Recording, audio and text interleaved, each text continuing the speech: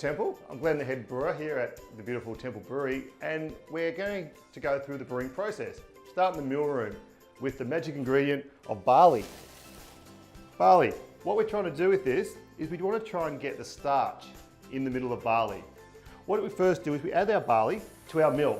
What we're trying to do here is just crack the barley just enough so liquid later on can get into the barley kernel. So basically what we do, we crush it in our mill. It now gets sucked up out of our mill into our auger and our hopper, which we'll go and show you on the other side out of this room. Okay, so now we've milled in all our malt stuff in our hopper.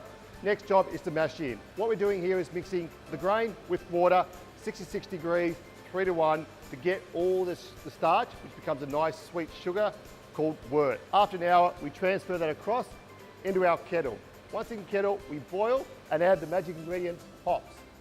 Hops gives us either bitterness, aroma, or flavour. After about an hour of adding hops and boiling away, we stop, whirlpool. Whirlpool is what it sounds like. We whirlpool, let all the hops drop to the bottom, and we take the clean wort from the top. Once we've done that, the clean wort runs through our heat exchange. What our heat exchange does is we send the hot wort at 100 degrees one way, and we send cold water at 2 degrees the other way, and they exchange temperatures. So now we've got this from 100 degrees down to our yeast pitching rate at about 17, 18 degrees, depending on what beer we're brewing, and across to our fermenters. So now we've transferred our wort across here into our fermenter. Basically yet, it's still not beer. It's not beer until we add the magic ingredient called yeast. Basically what yeast does, is yeast attacks the sugar and converts that sugar.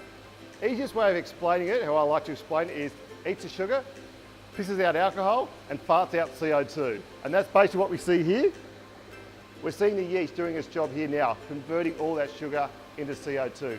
Once the yeast has eaten all the sugar it can eat, it falls asleep and drops to the bottom.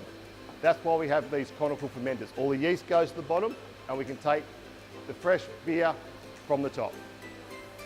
Okay, so our beer's finished fermenting. We run it through our filter into our bright tank where we carbonate the beer. Once the beer is carbonated, it's either time for bottling or kegging. So here we are at the last part of our tour, the bottling. Little 3-man operation, bottling and labelling.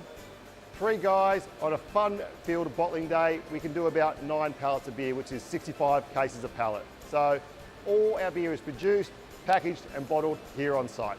Cheers.